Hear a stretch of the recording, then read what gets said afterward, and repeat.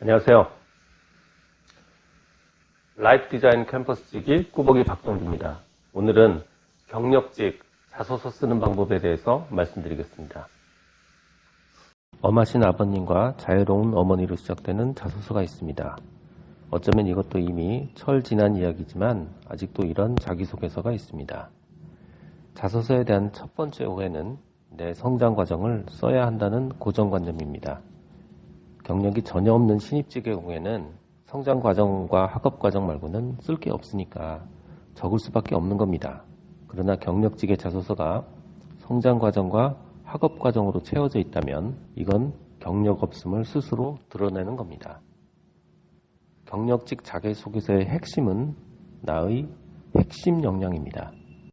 자기소개서의 구성 요소는 첫 번째, 나의 경력입니다. 예를 들어서 27년 마케팅 전문가, SNS 광고 전문가 이런 식으로요.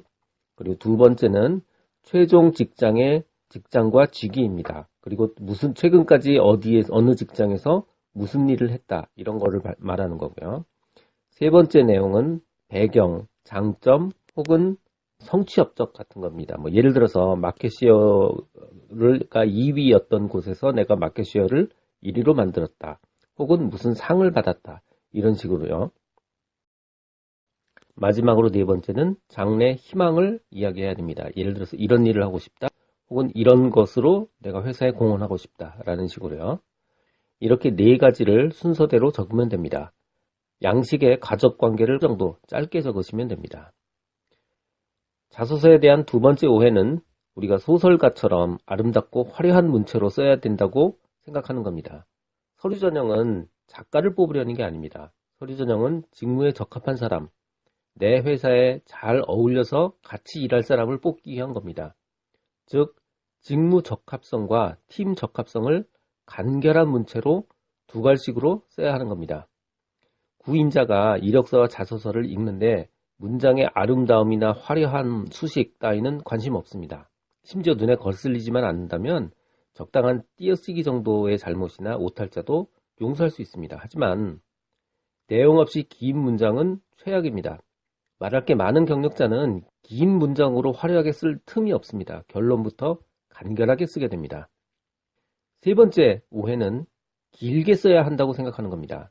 자소서의 길이는 상황에 따라 달라야 하는 겁니다. 수백 명이 지원하는 경우라면, 그래서 구인자가 수백 개의 자소서를 읽어야 하는 경우라면 긴 자소서보다는 5초 안에 읽을 수 있는 가독성이 있는 자소서가 좋습니다. 단락 처리도 되어 있지 않은 800자 글자 덩어리를 폭탄처럼 자소서로 쏟아붓는 자소서를 끝까지 읽어주는 인사 담당자는 없습니다. 바로 광탈의 첫 번째 조건이 될 뿐이죠. 자소서의 생명은 가독성입니다.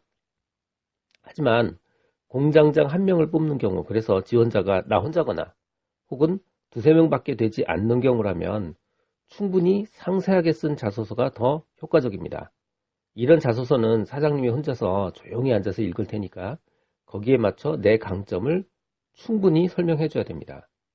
자소서의 적당한 길이는 그때그때 다릅니다. 하지만 대부분의 경우 자소서는 5초 안에 파악할 수 있도록 두 갈식으로 가독성이 있게 작성되어야 합니다. 가독성은 자소서의 생명입니다. 마지막으로 경력직 자소서에 꼭 넣어야 하는 장치가 있습니다. 바로 합격을 낚을 미끼입니다.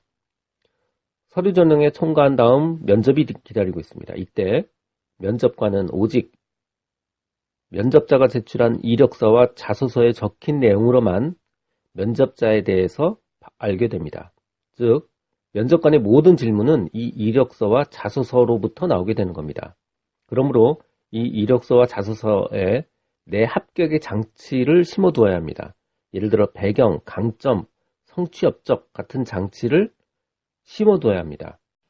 오늘은 경력직 자소서에 대한 오해와 쓰는 방법에 대해서 말씀드렸습니다. 조금이라도 도움이 되셨다면 구독, 좋아요 부탁드리고요. 관련 글이나 자료가 있다면 동영상 아래에 정보창에 넣어두겠습니다. 라이프 디자인 캠퍼스직이 꾸벅이 박정규였습니다. 감사합니다.